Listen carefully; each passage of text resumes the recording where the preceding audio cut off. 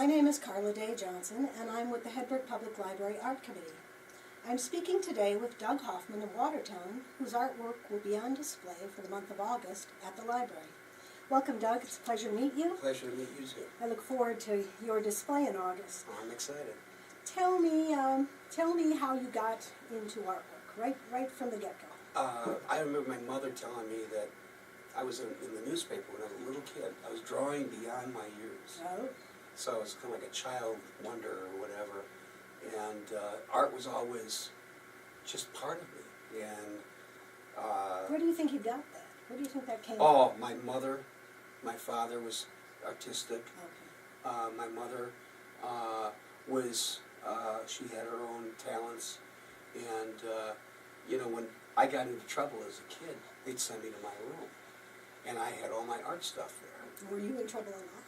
No, Oh. but it wasn't punishment. No. She'd say, well, I hope you learn your lesson, you can come out now. And I said, no, I'm not done yet. Okay. I was having too much fun with my marker or my Crayolas and all that, you know. So it was just something that I was always good at. And when I was a sophomore in high school, I went to the seminary. Okay. I was going to be a priest, which is, wow. So, that I was in there for a year, 9th grade. 10th grade, I went to Madison East. Mm-hmm. And I never knew schools had art rooms, had an art class. I was ecstatic. The seminary didn't offer that, correct? No, and I went to parochial school. So the art class was, okay, kids, get your crayons out. Today we're going to draw a picture of the fall. I mean, it was like, that was it, you know. Mm-hmm. And so when I discovered that there was really an art class, I was very successful, very good.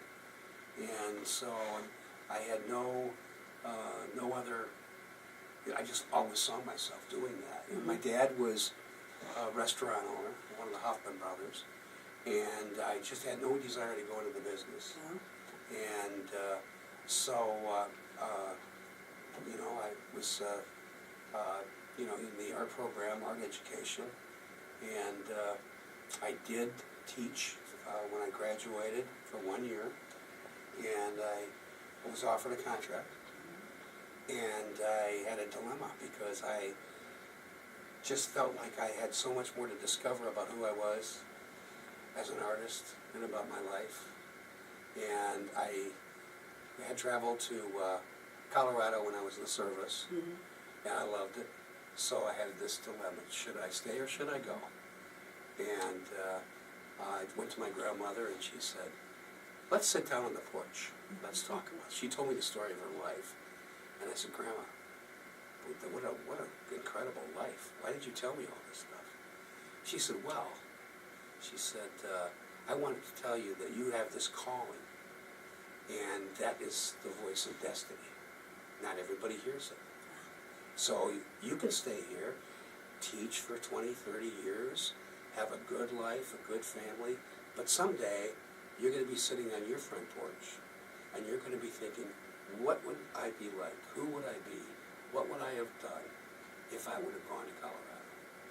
Did that indicate to you that she had missed something in her lifetime? She had endured so much, Okay. you know, and she grew up poor, raised 7 children on the farm, and one of the stories that just cemented in my mind, I might do a painting of this someday, but it was the story of her horse dying of heat stroke in the field, and she loved that horse, and she didn't want to tell anybody. It was a moment in her life. She took a shovel and buried the horse herself. And I'm thinking, you know, this image of this strong woman, you know, in doing that in the summer heat, not telling anybody, just having that moment of closure, this, you know. And I thought, if that's not Maureen O'Hara, you know, Yeah. you know. And so I think she just gave me something to really ponder, and I ended up going to Colorado. She said, I'm going to miss you. You're my favorite, you know, but you got to go. And so I ended up doing things I never thought I'd do. I did establish a studio. I got internationally published. And what kind of artwork were you doing at that time? airbrush. Okay. And it was And mystical. nature, photo of, portraits? It was an eclectic thing. I did the first 8 major arcana cards of the tarot deck. And I used Hebrew calligraphy to focus in on the meaning, which I studied the Kabbalah. I do a lot of research. And it was stunning pieces.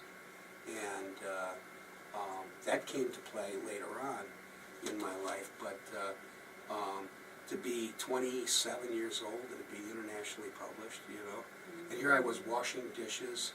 I was going to say, your head gets bigger and bigger. To pay for the studio, Yeah. And so I ended up doing that. And while I was putting that together, other people in the building who was working on a rock and roll magazine, and they wanted me to be part of the staff. And then they became interested in trying to get the Beatles back together again. And so I was meeting all these high-powered, young, talented visionaries. And, time goes on, and all of a sudden, they had this idea they came up to me and they said, would you design rock and roll greeting cards? Because we'll do it. And I said, yeah, I would. I'm good. I could do that, but who am I? Let's go after the biggies. The next thing I know, I'm traveling around the country, interviewing famous artists, famous rock bands, and the musicians wanted to talk to me because I was the art guy. Okay. And my partner, who is the music critic, all the artists wanted to talk to him. And we were playing matchmakers, but in reverse.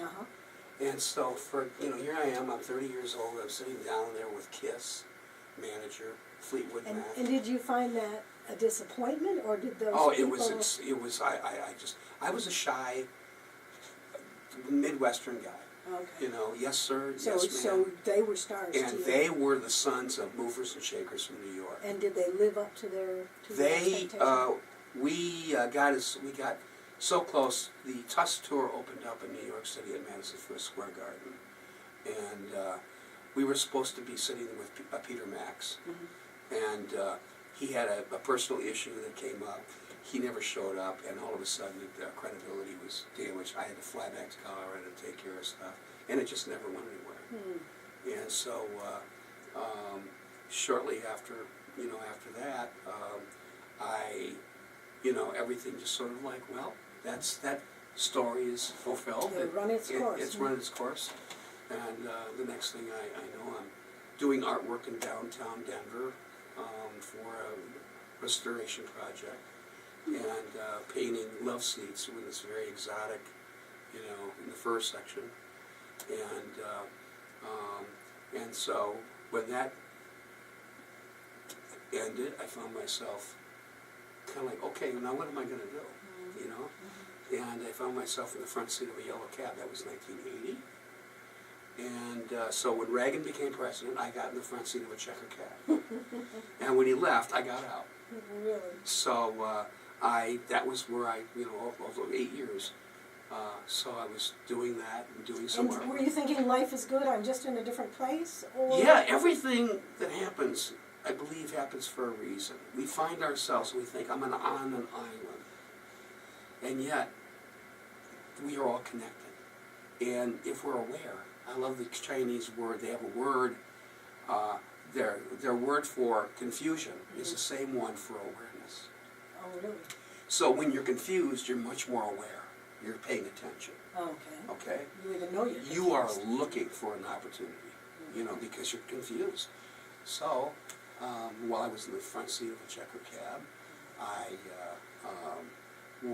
was doing some artwork for various businesses, but at the same time I started realizing that I was having so much fun with people, I started doing comedy.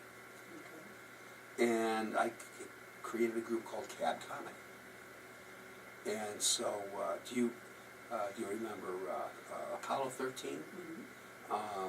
The star, the wife of Tom Hanks, was, I can't remember her name right now, I'm having a senior moment.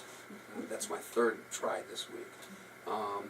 But she was making a movie, and they asked me to do movie of the week with her as a cab driver. Oh. Okay? Okay. So we had a couple of scenes, and I picked her up one night to take her to Denver, And I had her laughing so hard, she goes, Doug, you are so funny. Where's your gig? I want to see your act. And I said, I don't have a gig. And she goes, oh, if you did, I'd bring the whole cast and crew to see you. I'm going, hello? So she was gone for 2 weeks. I had a partner, I had the script, I had the routine, I had the place, everything. She was there with the cast and crew. And so again, it just keeps going, you know? And So if you're confused, you're aware, and you're open to you are change. open. If we're looking, because we might get the best answer for a dilemma, a question that we have that day, not from a guru, but it could be the waitress at the restaurant. It could be somebody you just bump into on the street. You know, I did a lot of teaching. I would get the best insights from little kids. You know, they would say something. That's fun. I never thought about that. You know, I think that's the gift of children. I mean, they see eyes the world through fresh eyes. And they say it unprotectedly, so they don't. So They're it just totally comes innocent. out. They're It totally just naive. comes out. There's no filter. Right. You know, they're just gonna tell you, and so that's how I think everybody should look at life. You know, don't think that there's anything happening that's boring. It's not decent. Life is not designed to be boring. Well, and don't disallow any person. Don't say they're a gardener and how am I going to talk to them? Everyone has something to offer you. I think when I was doing some artwork in Costa Rica, I worked with a lot with Crayola markers. That's my claim to fame, and that came through a tragedy. You know, I had to move. I had a divorce in Colorado, moved to Milwaukee. So I went from teaching in the mountains to teaching in the inner city of Milwaukee. Culture shock, hello. And so when I did that, I had to leave everything in Colorado. My paintings, I could not show them. I couldn't do anything. Well, they were stolen. All this incredible work that was published, it was stolen. It's like, oh my goodness, you know, it's like, what do I do? Well, I was visiting my daughter, working with some artwork for her, doing artwork with her. That was our language. And she said, Daddy, I gotta show you what Mommy got me. I said, what? She comes downstairs with a box of Crayola markers. Now, when little kids have a big idea, their eyes get really big. And it's very serious. And sometimes their voice lowers. You know, Daddy, you know, like, I have a message from God, you know. And you should draw with my Crayola markers for your art, Daddy. You should lighter better. And I couldn't sleep that night. And I thought, if I could figure out a way to understand these crude tools and make them look like oil paint, I would have done something. And it took me 1.5 years. I was terrible. I had to, it was embarrassing. But I had to go and just do it, embarrass myself, suffer embarrassment. I think people thought that I was really a mental case when they seen my crude artwork, because I would draw at restaurants and bars and stuff. But it started to come along, and what I realized is, I was teaching little kids in the inner city of Milwaukee with no background. And I realized when they draw, when they were holding a Crayola marker, it was like a weapon. I'm here, yep. You know, and it was dynamic, and the energy. And I'm going, get that energy. Find out where that little boy inside of you is. That's what you got to do. So I had to forget everything I learned in art classes, everything I learned from my professors, and relearn how to see and how to draw. And it all came from my daughter. And now, as I'm sitting here, I've done thousands of portraits that are all over the world. All with Crayola markers? Crayola marker. And I was at Summerfest for 8 years, and I've drawn politicians, actors, musicians, and people I would never, ever think of meeting, and it was my artwork that was my passport. And so I ended up, in 1991, copywriting my art, which I call Hot Pop. I read that in the bio.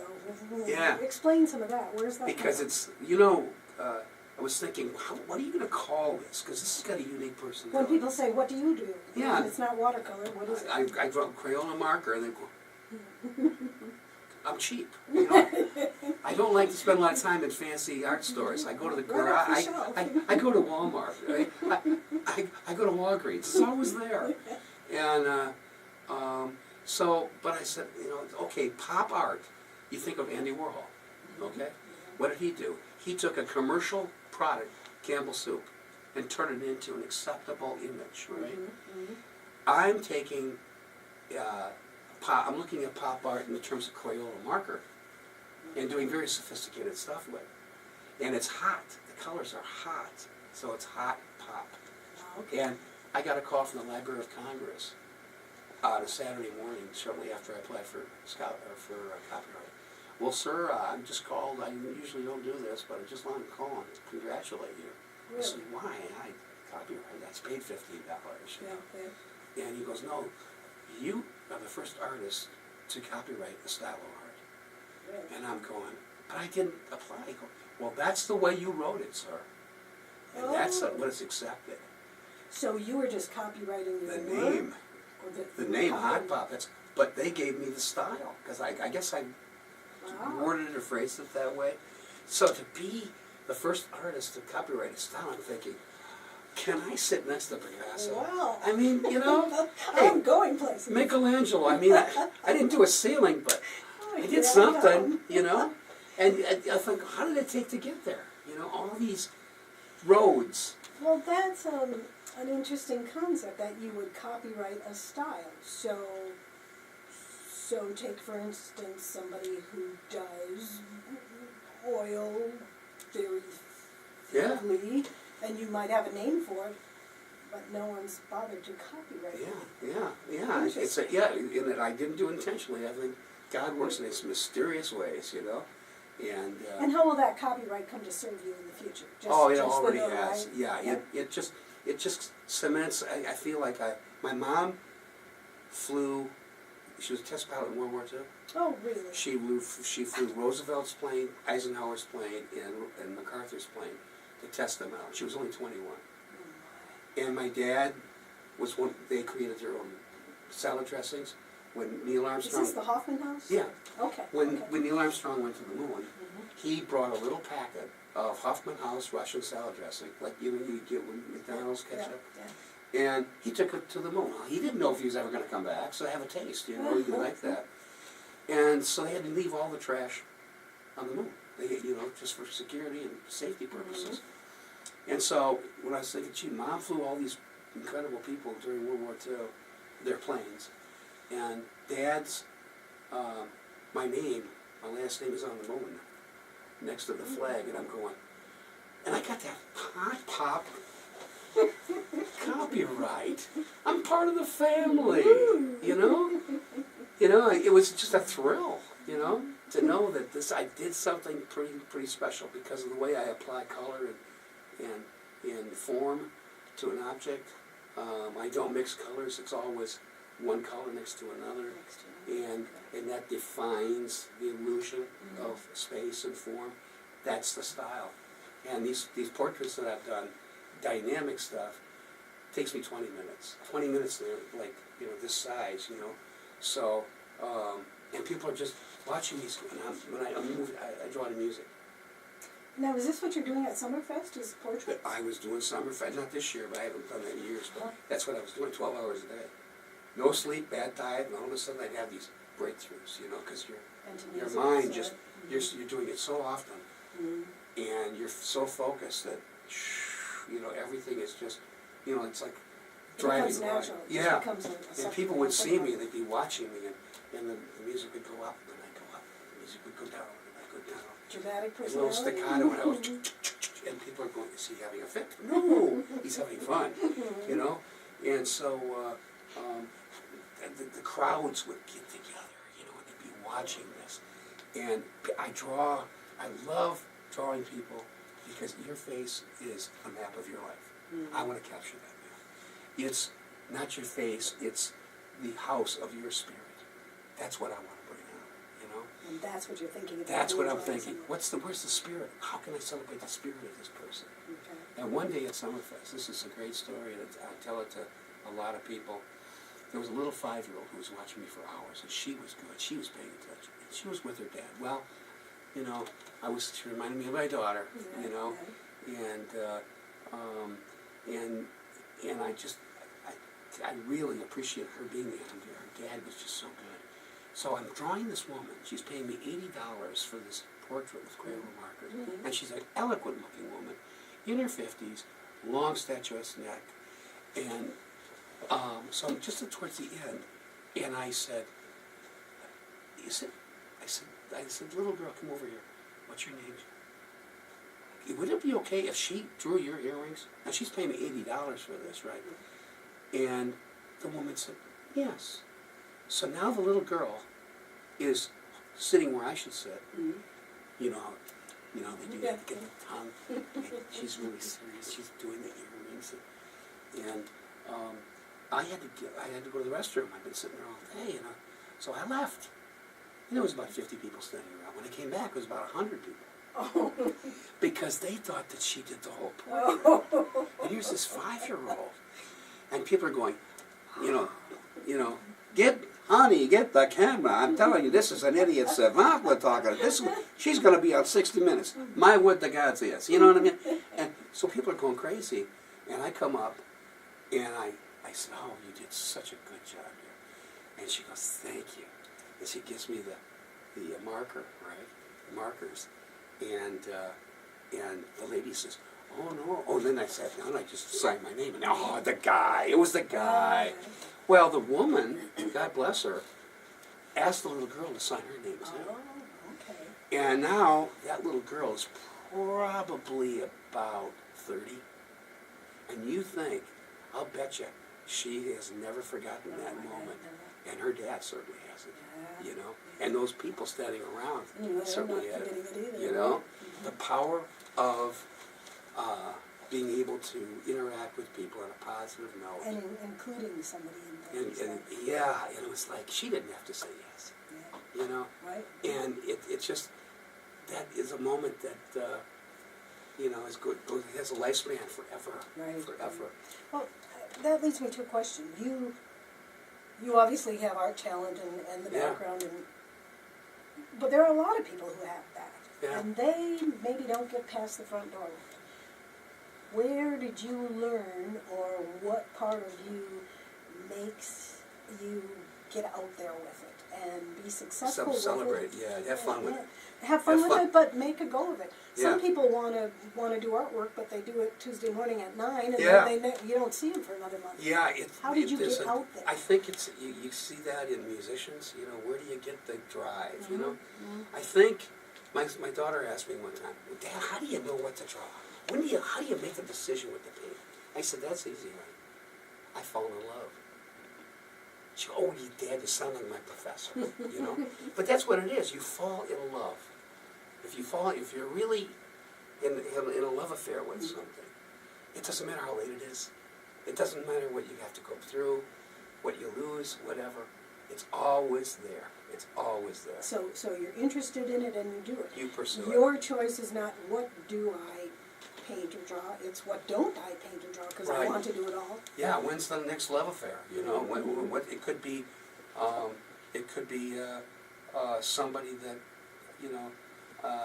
you meet and you look at their face and you go, my God, that's incredible. You know, that's a stunning, or a building. You know, they just says, paint me. You know. And then the marketing part of that and getting out there. Obviously making contacts with people. Now, would you say that in your lifetime some of that has happened by pure accident? Sometimes, or I call it the synchronicity of serendipity. Okay. You know, it's like 6 degrees of separation. Okay. You know, things just come together and you just go. Not planned, not working. designed, Yeah. but just go with it. Okay. Just go with it.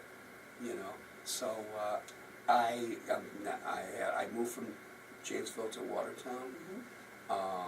I'm living in a small house with my new wife. Got married last August, and so I don't have a studio, but I know that I'm making a new start, and so it's a new chance for me to tell a new story. And I'm hoping to have a gallery in Oconomowoc soon, Okay. you know, because I need a place to work, but I also want to be able to showcase, you know, and have a base station. you know. Watertown is not the art capital of the world, Yeah, so you're gonna have to get out of there to reach people. and- right, that's why Oconomowoc is so, it has a different flavor. You know, there's a lot of similarities between Janesville and Oconomowoc. You know, it's a small town, but there's so many different things going on, you know, and boy, you sure, once you meet one, you start meeting, you know, people more and more and more. I mean, when my late wife passed away in 2012, she had cancer. Well, somebody at the hospital took a look at my artwork and said, would you mind teaching, sharing this gift with cancer patients? And I went, I'd love to. So I taught cancer patients at the cancer ward in Mercy Hospital. And my students were like older women. Yeah. And they were funny. They were fun. And they'd come to class with their After all, they have a Crayola marker. They It's have the not too serious. Crayola markers and their tablet, and we would sit and draw, and I would teach them how to draw landscapes and still lifes and portraits, and it meant a lot to them. It probably meant as much or more to me. Yeah. You know, it's my way of giving back. Yeah. You know, and because I was dealing with that as a caregiver. You know, so. There is a big difference between teaching art and doing art. You've been able to meld the two. Yeah. That can be a hard thing I sometimes. think my sense of humor makes that happen, because when I was teaching art class, you know, it was like, you know, high school and so forth, and I still substitute. I bring my sense of humor with it. And if you're laughing, you're learning. You're going to remember more. You are picking up more. You know, and so I would tell people, you know, like this. Look at I want you to remember this painting. This is the Mona Lisa. Pay attention. It's not just a portrait, you know. And look at that smile. Look at that smile, kids. That's a mystery of the Mona Lisa smile. How do you think she got that? I'm going to tell you a story so you'll never forget. And so I said, you know, Leonardo was asked to paint her, Mona Lisa.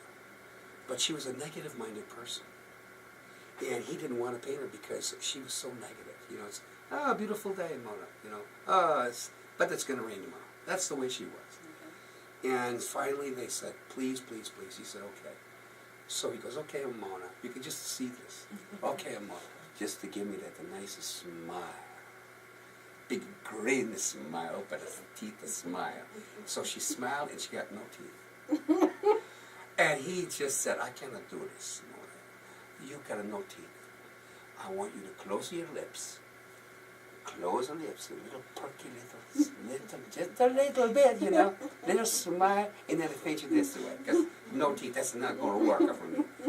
And the kids are going, wow, that's true, and I'm going, no, but it's a great story. And they're never going to forget. Now they're going to go around and go, you know, I know the secret to Mona Lisa's smile. You know? So, I'll tell you, I love art, I love teaching, I love laughter. Well, and I think that when you're laughing, you can't be too serious. And people who are learning to draw and learning to paint are so serious. I always say, my God, it's a piece of paper. If it doesn't work out, you get a different one. It's like there are no mistakes.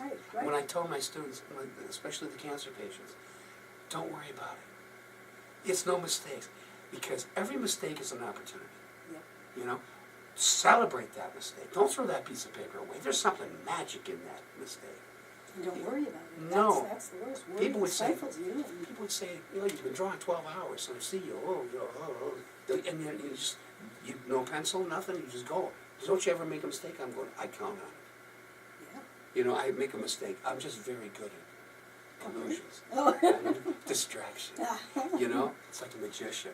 I said, can you see where my mistakes are? I'm going, no. I said, well, I'm not going to tell you, but they're there. So, you know, you tell people, just have fun.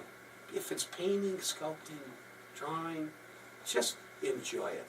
Because no one's got the same stroke, the same etch, the same handwriting, okay, as anybody else. You know, you're all different, you know? And use it to your advantage. and these women would come in and they go, you know, it's not, I kind of like it, you know, and I'm going, isn't that cool, you know? Yeah. I mean, it looks a little abstract, but it's beautiful, you know? Yeah. It's really cool. And they would just take pride in that. Why not? You know? That's the way to do it. Mm-hmm. Yeah. So art can be empowering. Well, and I think you take the mystery out of it. It doesn't have to be this mysterious. Oh, I know. I mean, it's like I love to paint in front of people. I love to draw in front of people. You know, I'm not one of these guys that has to be in a studio and today's the unveiling. Mm-hmm. Oh, yes. You don't need to This hide big away. mystery. No, come on in. This, you know, Yeah. watch it take place. But that's a certain confidence level that you've reached. Yeah. People who aren't confident then, I think maybe can't even work in front of someone. They don't work in their normal fashion because they're so conscientious about what they're doing. Right. I think all the years of teaching, you know, because I did spend a lot of time teaching when I came back to Colorado. You need to, if you're a teacher, you can't be shy. No. You know, you've got to just demonstrate, get out there. If you know, if you're going to make a mistake, so what? But you got to, you have to instill through your confidence in other people. Mm-hmm. You know, and I love it when kids go, when they break through that and they go, you know what? I don't care. I'm having fun. You know, they're bold. You know, you can ask a little girl, little boy, draw your family, and you know what? They're going to go, okay, Dad, Just Mom, do it. all Yep, that. yep. Here's my family. Ask an 18-year-old, draw your family. Where's the confidence? What happened? Mm-hmm. You know? What do you think happens? What I think we what are we become. doing wrong I think we start to measure ourselves, compare against ourselves. other people? Somebody in the class is better than I am. You know, I can't do it the way he did, or I can't draw the way she draws. I can't paint this way. You know, so in So other it's words, comparing our looks, comparing our status, Right. comparing our abilities. right. Okay. So it's like, okay, so you can't, you know, so you're not identical, you know, and so what? You know, they're not you either, you know? That's right. So celebrate your uniqueness. That's why I love art. You could go to an art show and it's like there's no two alike, Exactly. you know? Music the same way, you've got all these different sounds, you know?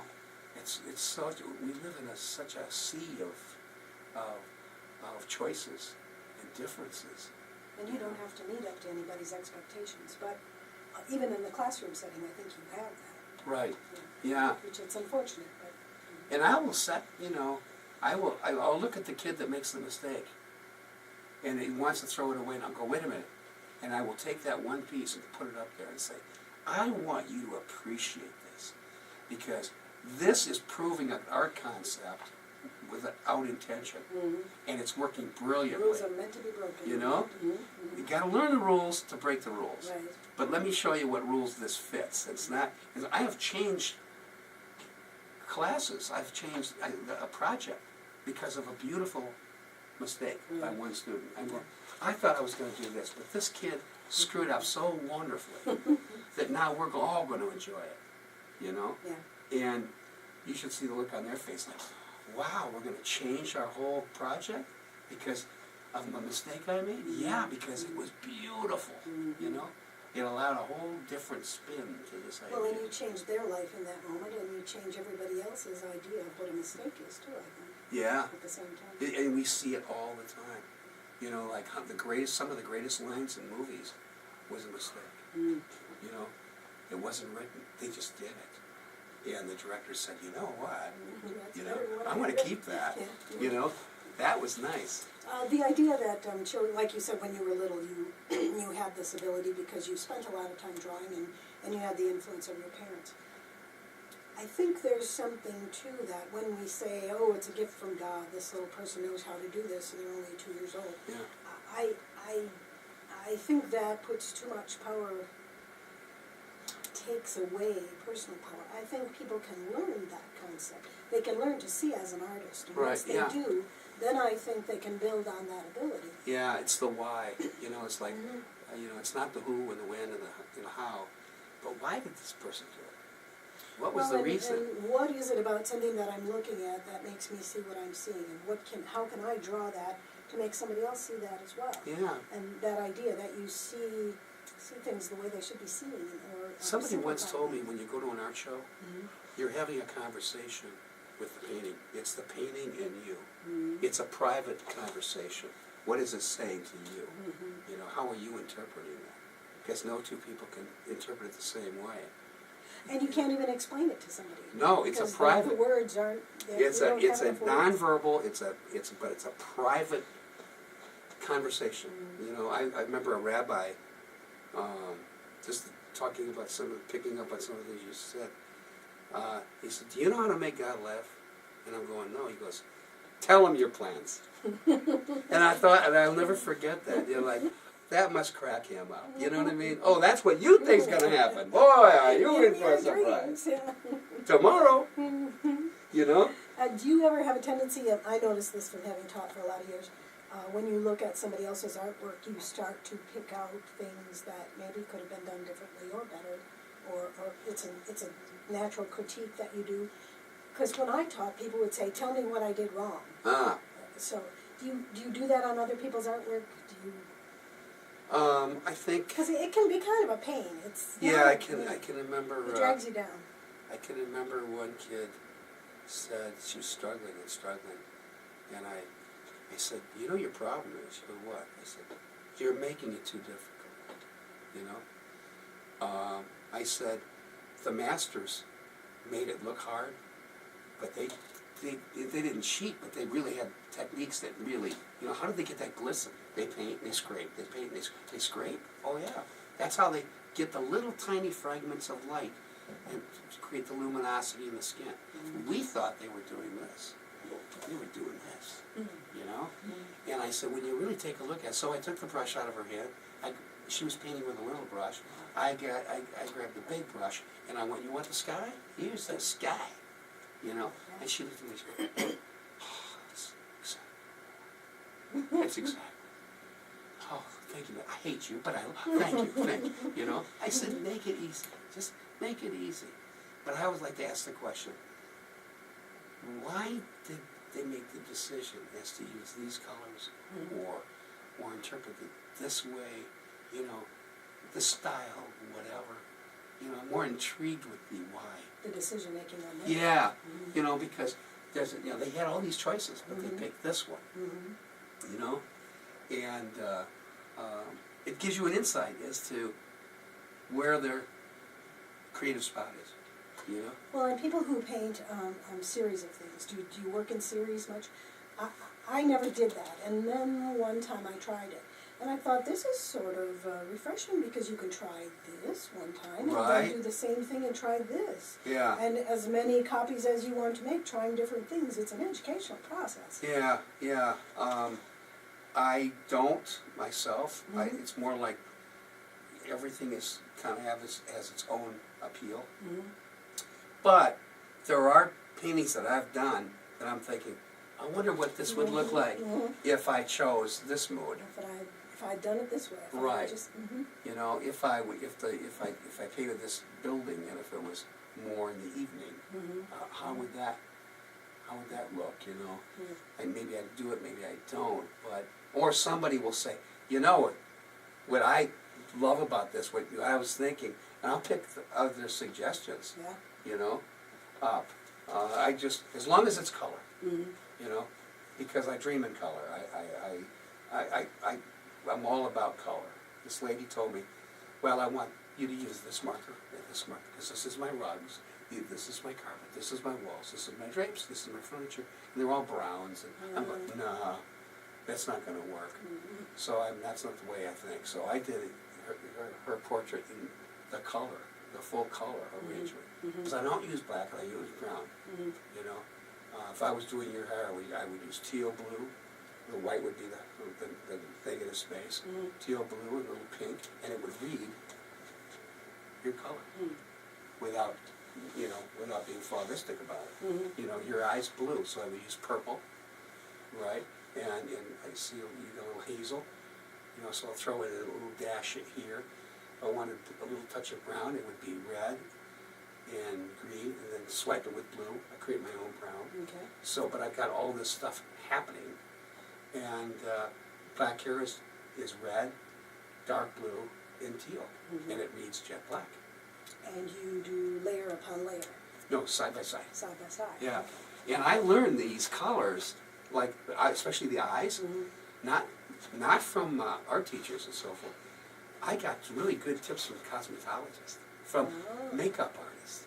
Okay. You know, if you, a woman Put with a this certain next to amount of this. color eyes will accent that with mascara or whatever to accent that. It doesn't fit the palette of, that an artist would use.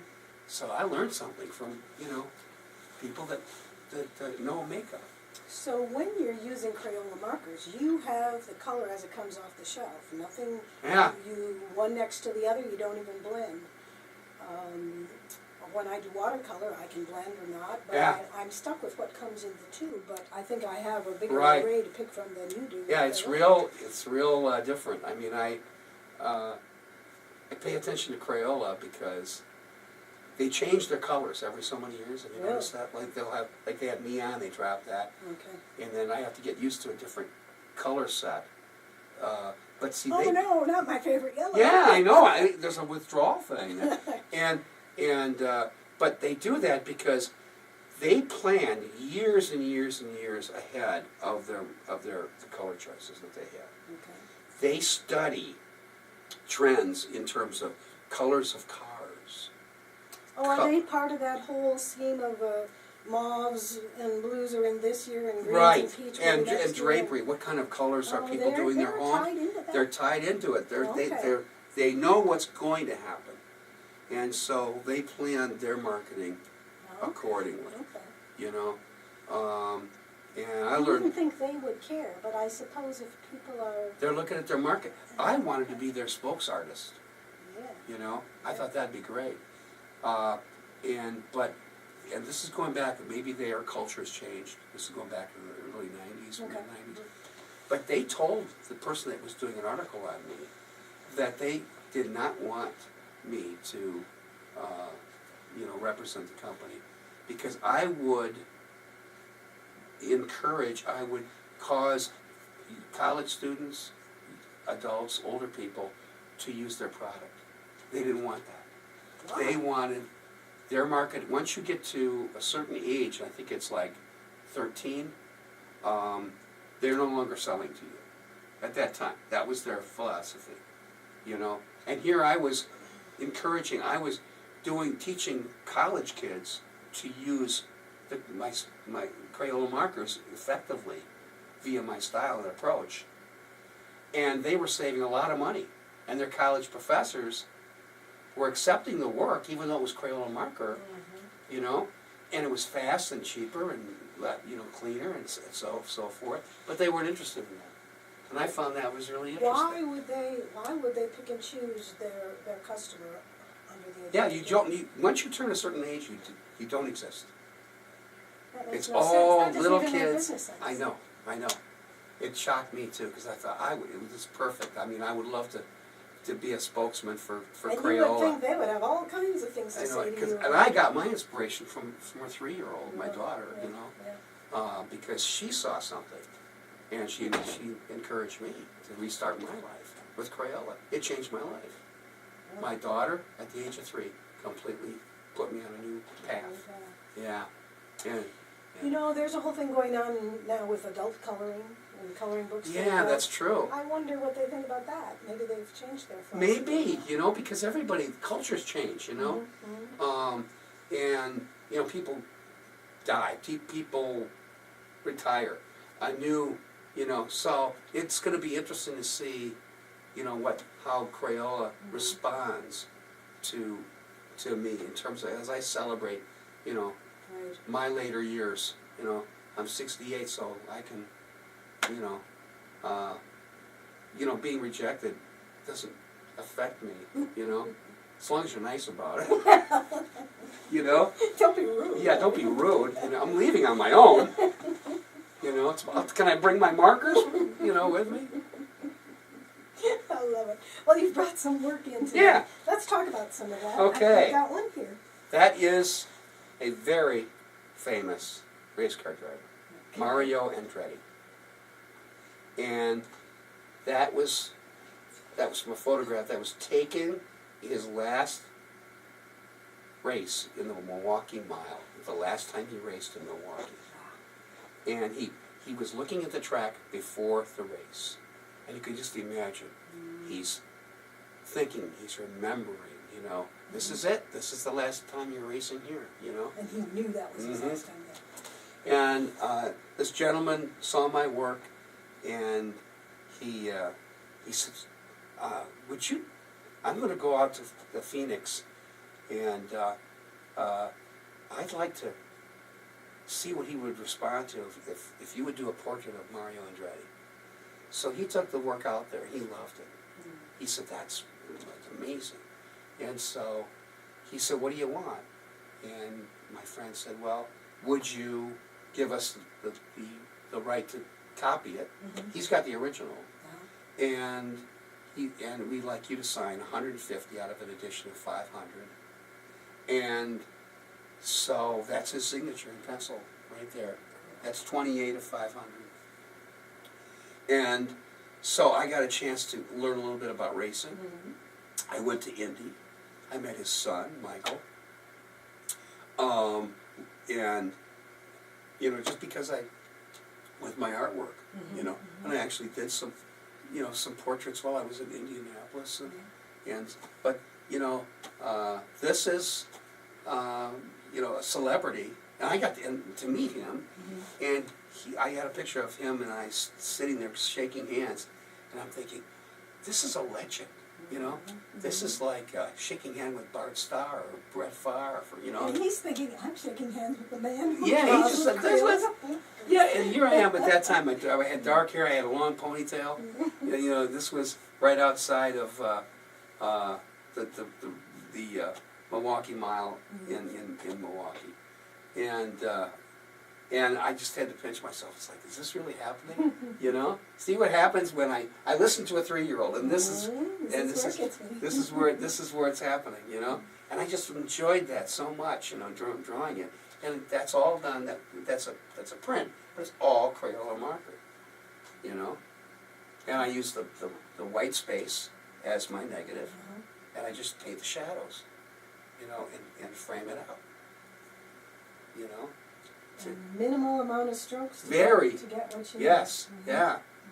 Yeah. And this is pretty much the size of my portraits that I do, you know. So and it, you know, it took a little bit longer because I was working from a photograph. You know, but when I'm doing real life, it's about half an hour. So you prefer to work from real life? Oh yeah, because you got a voice, you got a sound, you know. You can move. I can see the bone structure a lot easier. I don't have to worry about the camera, you know, and capturing things. Well, people say a camera doesn't lie. Yes, it does. Yeah, it does. It does. Yeah. Yeah. So this is yeah. I guess it's the fact that you know it's done with Crayola markers that you just want to study that. Oh yeah, people are always stunned like that's, and you know, that's Crayola. Look at honey, that's Crayola marker. So their little kid will be walking along, and the little kids will just grab it. I've got the tray of markers that I'm working, and the little kids are gonna, oh, that's my world, you know, and they just grab. Oh, sir, I'm so sorry. Hey, it's okay, you know, it's all right. We're relating, you know. Exactly. That little kid knows, you know. You brought in another piece titled Aztec Dancer? Yes, I did. What's Yes, the inspiration for that? That was a result of looking in the newspaper, and it was a black and white photograph of this Mexican dancer, Aztec dancer, fire dancer, that was celebrating Indian summer. Okay. And it was stunning. It was black and white, and I just saw color. I was going to say, you saw it in color. Because, yeah, I saw, you know, I've seen these dancers, and they're just amazing. They got the special bells, you know, and the drums, and when they move, these feathers just go back and forth, and it's just that ballet. It's, you know, it's fantastic.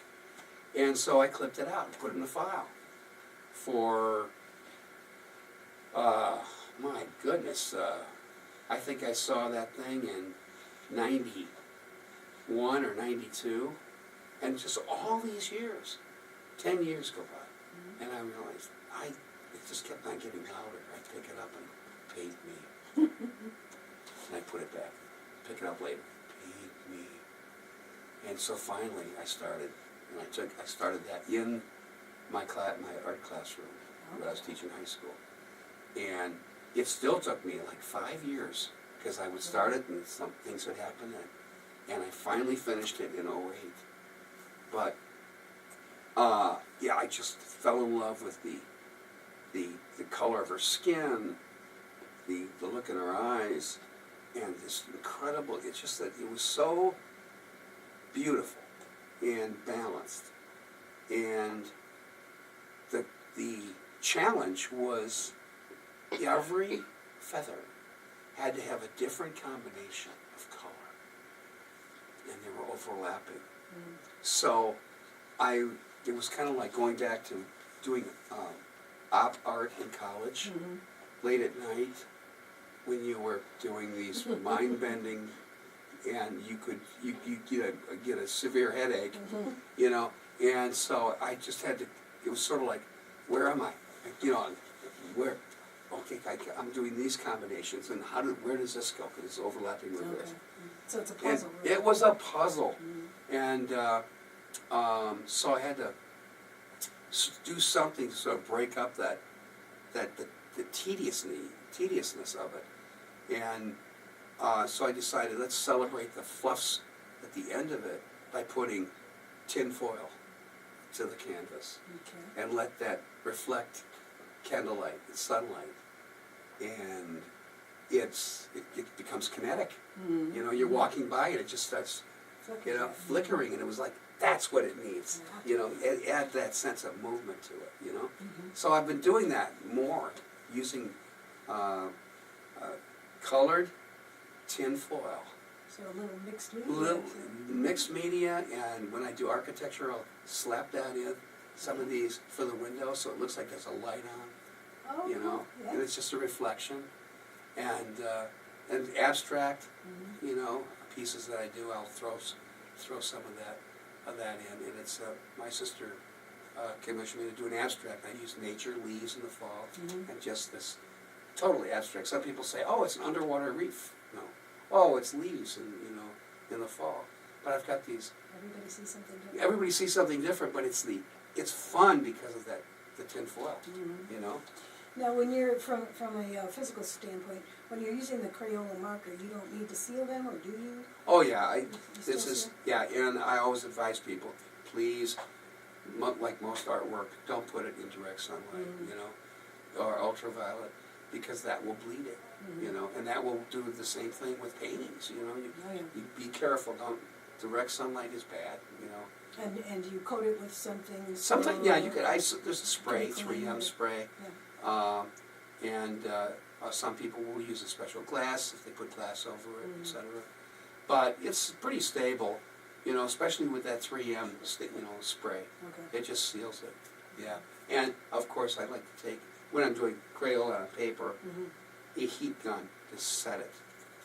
You know? Okay, you set the Crayola. Yeah, it's just it's not a blow like a hairdryer. It's just a heat gun, and you just go over it, and it just sears the pigment to the paper. Make sure it's makes it more durable. Right. Yeah, it works. Because like anything done on paper, you don't want people touching it. Right. But if it's hung without glass, then and they're concerned. I just like that. Just make sure that the sunlight's not going to be hitting it, because then that will fade. Okay. You know. You also brought in a painting or drawing, Last Dancer. A painting. Let's talk about that. Yeah, it is a painting. It's done with acrylic and latex. Okay. And that was my first experience at Indian Summer, at a powwow. Okay. And if anybody has ever gone to a powwow, they'll know what I mean. It is so magical. And they have a grand entrance dance to powwows. And first the old men come out and they dance, and it's competition. And the drums are beating, and they're going around in a circle. And they all have their unique, outfit on. And then it's the older women. Then it's the younger men and the younger women. then it's the teenagers. And it ends up being the last ones are the tiny tots. Oh. The little 3, 4, 5-year-olds. They come out and they're all competing. And they all have numbers on them. Even the adults, they always have a number on their back. And are they competing to be the best? the best, dancer? yes. And they have the little ones. They have to carry certain things, and if they drop them while they're dancing, that takes points off. Okay. And here she comes, the last dancer, and I'm standing in the risers, and a distance away, and I take this photograph because everybody had to see the last dance, and she just stole everybody's heart. She was just so gorgeous.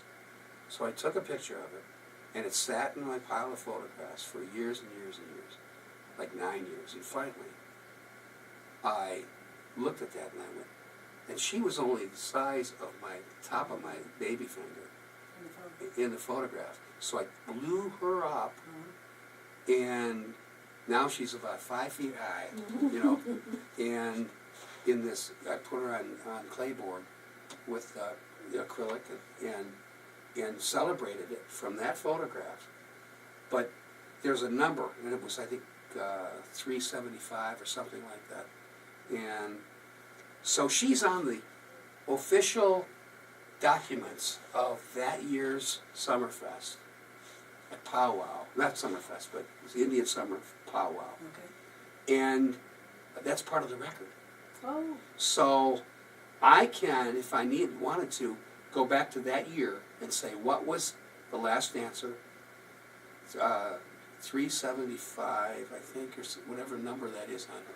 And you could find out who she is. And, yeah, because she's on the rolls. Now, she would probably be in her late, or I'd say early to mid-30s right now.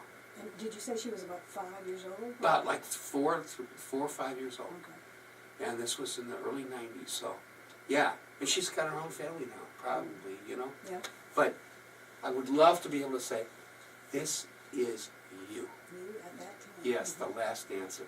And I love that piece. For me, it's my Mona Lisa. Yeah. You know? It's something that's just so personal, you know? It was a real person and... A real person, and it just hit me, and I remember taking my daughter, when she was about 9, to Oneida. And a friend of mine who is an Oneida, she's passed away, but her name is Judy. She asked me to come bring my daughter up. And to watch my daughter walking around when all the festivities were going on, with her little camera, and sitting there very serious and taking pictures of these Native Americans that were celebrating, you know. And it's something that I think people are missing out if they never attend a powwow. I think so. You know? Yeah, it's something really magical. And then in the end, they let, you know, the non-Native Americans get in and join the dance. You know, they call it an inter-tribal dance, so anybody can get out there and dance with everybody. You know? Yeah, there are certain aspects to their culture that are just so elusive in a way to the and so average pure. person. Yeah, it's so pure, and just like that. And it's so time honored. I mean, these dances, everything is symbolic. You know. And I so respect the fact that they keep that history and continue it and teach it to their young. Oh yeah. Because so many things have gotten lost along Right, the way. because they will explain like the power of the turtle. Every animal is like an omen in a way, a token. And they said, like, for example, if you see a rabbit, rabbits don't hide, they sort of nest in the open, and they're playful. And so when you see a rabbit in the Indian way, that means don't lose your sense of humor, and don't use your fear. You know, play. Don't forget to play. And so all of the natural things have so much meaning. Each animal has its own message, you know? You know, it goes back to that being open to things and being open to philosophies and open to what's happening every day. I think some people walk with blinders and they don't see things. And sometimes you just have to kind of like force yourself to, you know, take a chance, you know? I like to, you know, when I out shopping or whatever, or having dinner, I like to kind of bring a little humor, especially if it's somebody that's having a bad day and you know they're stressed out. Turn it into, get a smile. I mean, something, you know? And we all can do that, and they appreciate it, you know? You know, when your eyes meet somebody else's, and for that fraction of a second, you make a little bit of a connection. You don't know them, you'll probably never see them again in your life, but it's a human moment. And they appreciate it. It builds both of you, I think. Yes, yes. The other day I went in a little shop and everyone looked at me sort of disparagingly, and I thought, what's wrong? And then it was me. I didn't have a smile on, I was tired, I was dirty, I'd been at work, and they're all looking at the look on my face like, whoa, she's having a bad day. Uh-huh. A smile will take you so much further. Yeah. And it opens up a visual dialogue, if nothing else. I was shopping for a Hanukkah card for my daughter. And they're not easy to find, especially in a Hallmark store. Yeah. And so I finally found one. I found a Hanukkah card. And this older lady was kind of zoning out. She at the counter, just zoning out. So I just stood, I had the card and I stood there. And she finally realized that there was a person standing in front of her, ready to pay. And she goes, "Oh, I'm sorry, sir. I didn't realize that you were ready to check out." And I looked at her and I said, "Oh, I don't feel that bad. I'm not that sick." And she goes, "Oh, no, I didn't mean it that way, sir." I said, "Relax, ma'am." I said, "I'm 55 at that," and I said, "I'm 55 years old. I've been waiting 55 years to use that line. And now I can cross it off my list." And there were other women shopping in the store, and they just cracked up, you know. And she smiled. They smiled. Changed the whole atmosphere. Changed their whole day. Probably. Their whole day, you know. I was waiting a table in a restaurant in Boulder, and this one guy, we used to call him Joseph Cotton, and his wife Betty Davis, because she was a doctor and he was an attorney, and they were so prim and proper, white shirt, bow tie, and suit. And Betty Davis with her pearls. They'd come in for breakfast every day. And one day, the guy that we talked to, Joseph Cotton, pulled on my shirt and he said, "Excuse me, waiter, can you answer a question, perhaps solve an argument?" And I had a tray full of dishes going to the kitchen. And I said, "Well, I'll try." And he said, "Do you know where the Shetland Islands are?" And I just looked at him and I said, "My good God, man, I didn't know they were missing." And Betty Davis, his wife, was sipping hot coffee. And when I gave that line delivery, she went, and all this coffee over Joseph Cotton's bow tie and white shirt. And the chef was standing over there flipping an omelet. Well, that omelet kissed the floor. And people just cracked up. And I could hear them laughing hysterically when I was in the kitchen. And I came out and they all gave it up. That was great. And so shortly after that, I moved to Milwaukee and I came back to visit my daughter and visit. So I stopped in and Boris, the owner of the restaurant, says, "Doug, there's not a week that goes by that we don't tell that story." And I don't know where it came from, but it's just completely... But you have to be in the moment. You have to really be in touch. Yeah, because that line, you can only use that line then. Yep. You can't, "Oh, I should have said," well, it's too late now. Too late, yep. You know? My mother taught me that. She was really sharp with that in that respect. Yeah, that quick wit. That quick wit, you know? Yeah. And it does, and it's a great way to communicate with people, to open up dialogue, because when people are smiling, when they're laughing, you know, they are much easier to communicate with. And that's why with my artwork, if they could just walk away and say, "When I see you work, when I see your artwork, it makes me happy." You know, it just makes me smile. Not sophisticated, not difficult to understand, but what a great thing to share with my talent. Right, because there's a lot of misery in the world. There's a lot of sadness in this world, and everybody just needs a chance to laugh and to smile and just enjoy the simplicity of stuff. You know, Crayola marker has changed my life. You know, Now, don't you think they should give me a spot? I really think they should. I would love to do. At least a T-shirt. Yeah, Mr. Hot Pop or something. There you go. I got that on my license plate. Really? Yeah, it says Hot Pop. Everybody thinks I'm a cool dad. No, it's my style. It's my copyright. You know? So what does the future hold for you? Well, I'll tell you, I'm really anxious to see what happens with my comedy show coming up in Watertown. Okay. And I'm going to have paintings, some of the things that I don't bring to this show at the library here will be, because I've got a lot of painting, I have them on stage, so it's going to be a night of comedy and art, because I like telling the funny stories behind some of these paintings, you know, like the Mona Lisa. I've got to talk about that Mona Lisa and the little girl. So I really am optimistic about being able to continue my artistic path with art. Okay. I can't wait for my studio, and I'm just calling it into existence. There you go. You know, and this comedy thing, I mean, it wasn't my idea. You know, I just happened to make people laugh, and they said, "You should have your own show." I go, okay. And so that, you know, I'm looking forward to it. I'm nervous, you know, because I'm very shy. Oh, I can tell. Yeah.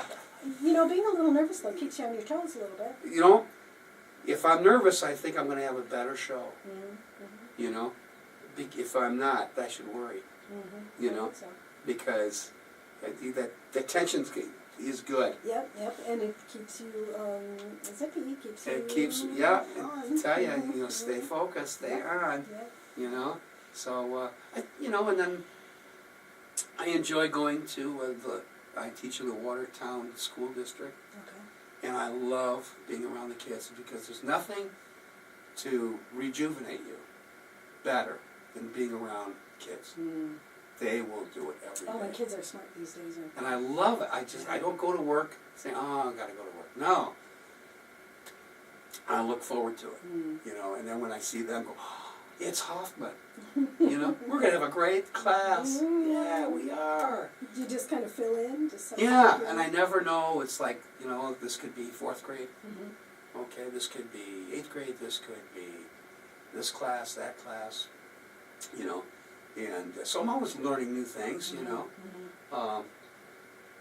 And some of my students at the high school said, oh, Mr. Hoffman, are you going to have a comedy show? I'm going, yes, I am. Where? I told them where. They said, we're going to go. My friends and I are going to go. I'm going, here I am, 68 years old, and I'm connecting with 17 and 18-year-olds. 18-year-olds think I'm funny?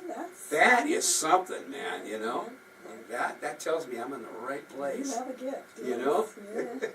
It'll keep me younger, you know. Well, there's always hope.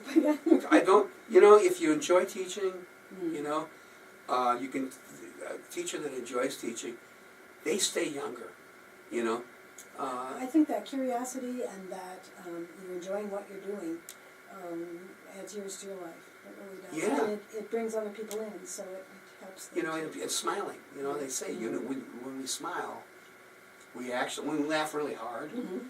And someone told me this, that I think it was somebody in the medical field, said, our bodies create a certain chemical that is an anti-cancer chemical. They said people who have cancer watch comedy movies, Lucille Ball, that kind of a thing, that it helps in their therapy. Yeah, it actually, your immune system is enhanced, and it's like, it makes sense, you know, because it's so positive, and but it's got to be a real, genuine laugh, you know.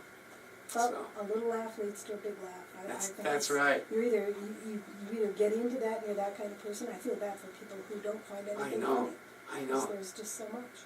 Sometimes you just you just want to come up to them and go, come on, come on, it's not that bad, you know, please. And then when you can get a smile out of them, it's like, all right, I've done my job, you know. It has been an extreme pleasure talking with you. Thank you so much. I look forward to seeing your display at the I'm looking forward to it. It's going to be, I'm looking forward to meeting people, you know, when I'm Yes, putting up the yes. show and stopping by, Yes. and And you will have a list there of the pieces, and will they be Oh. for sale? yeah, they will be for sale. They will be contributing to my journey, Alrighty. and you know, and I'm hoping that when people come in to see the show, that they can, you know, leave, if I'm not there, to leave a note or There will be a something. place to leave comments. That they've seen this show, and because they might have questions, they Mhm. might, you know, just, you know, or have a comment, you know, in terms of Yeah. something that Yes. they've picked up with this show. So this is great. Thank you so much. Thank you so much. Join us at the library for the month of August, where Doug Hoffman will be displaying his artwork, Hot Pop, and we look forward to seeing it. Thank you.